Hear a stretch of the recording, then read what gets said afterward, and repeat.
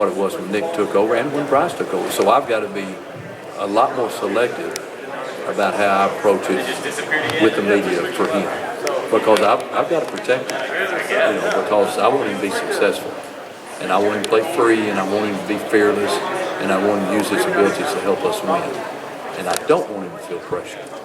And so that's the key thing. And as I grow with Seth, and as we grow with Seth as a team, then we'll figure out, when to slap it and go, and when to pull back a little bit and say, hey now, big boy, you don't need to do that. It's 3rd and 2. Let's run the play. Even though you got single coverage out there and you got a great arm and you know you can beat him and you can wink and you know what's going to happen, let's get the first down. Let's keep it right here, right now. Now, as you prove yourself and as we improve, then all of a sudden, we're dropping. Then let's ride. Let's play. Coach, when you think back to when you first arrived at Baylor, is it easier to recruit to Baylor right now than it was the day you arrived there? I'm guessing it is, but how much? Is that a loaded question? because the obvious is kind of there, so I'm making sure that I'm understanding the question. No, it's day and night. From when we first got to Baylor. Yeah. No, now we were fortunate because we hit on 2 first-round draft picks, a Heisman Trophy winner and a first-round receiver.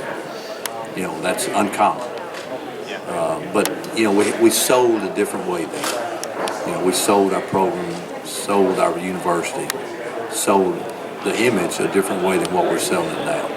And so we went after guys that were trailblazers, that had a tremendous amount of independence about them, that wanted to make a change. What's the approach now? You like having rings on your fingers? You like winning? You like championships? You like one of the best degrees in America? You like that? Then you're going to like Baylor. That's it. Facts don't lie. You put facts out there. We'll find them. They're not all in our favor. We understand that, but we'll match them up with about anybody in America.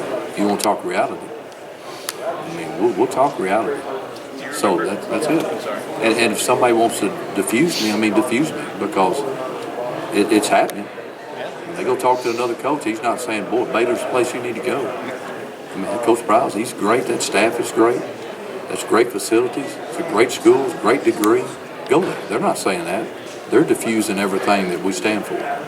And that's what makes it right. And that's why I say we tell the truth, that we don't have to remember what was said, and then we operate on facts and reality. Do you remember when you got to show instead of tell? Spencer said he felt like it was right around the Holiday Bowl with RJ3 where you made that shift over. And I'm asking more about recruiting specifically. Sure. When you had to stop giving the message and they sort of knew who you were when you walked in. Yeah, the sale was, of course, Robert was the face of the program. And anytime you have a Heisman Trophy winner, that sets you apart just in a perception standpoint. There's been 49 of them in the last 50 years. How come only 49? Thank you. Okay. Sorry. So that's good. You passed. Pass. You could be on the college football committee. I like a person that knows the game. Somebody that understands the game, loves the game, has passion about the game, has a football IQ. I'm from the South. You could be on that. You don't go right it will. Let's play. Come on. Put me on your resume. Put me on your resume. Let's go. We can work. But no, I think, Robert certainly changed our image. And, we're, like I say, the vapor part, the hype part, the style, the flair, we don't have to sell that as much as we did 4 years ago. Now we're able to sell a different way. To answer your question specifically, when did it happen?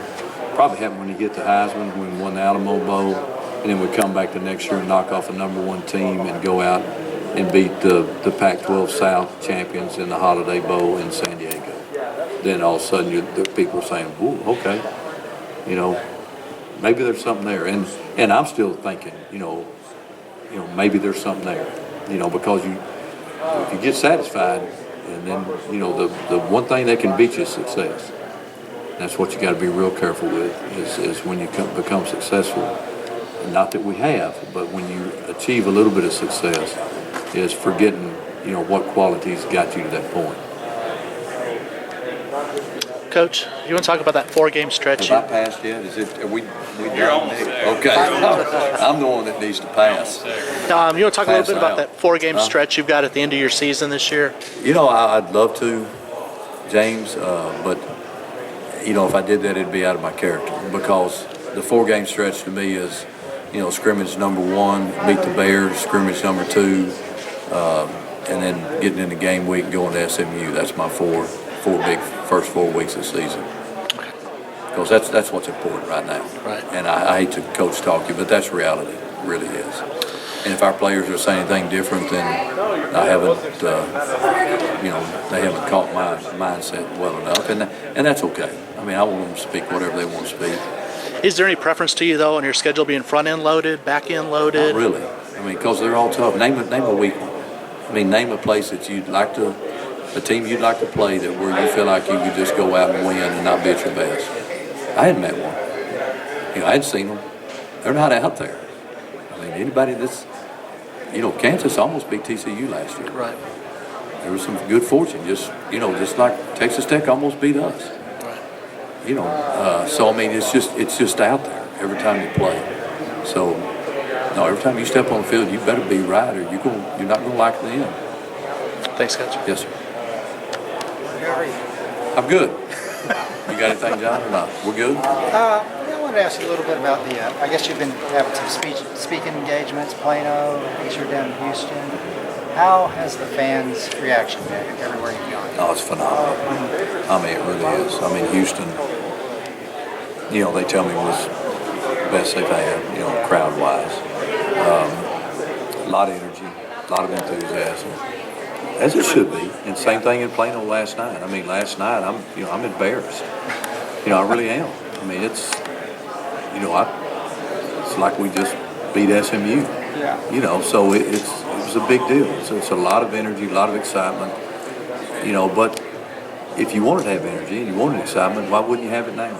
I mean, what are you waiting on?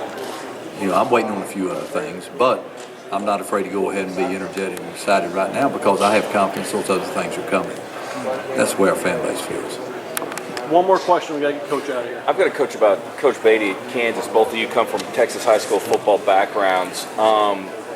How much did that prepare you for what you took on when you moved to the college ranks? Is there any advice you would give him about making, in that transition going as a head coach? Yeah, I would never give him advice. I have a lot of respect for David because, I don't feel like I'm in that capacity.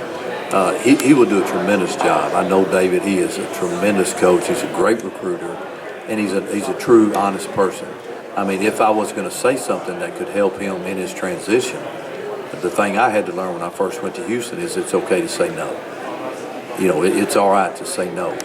You don't always have to go speak to these 8 people, and then the next day you'll speak to 15, because our job is to love and take care of those student athletes that are out there working every day, and that's what we're going to be judged by ultimately is how did we do on the football field.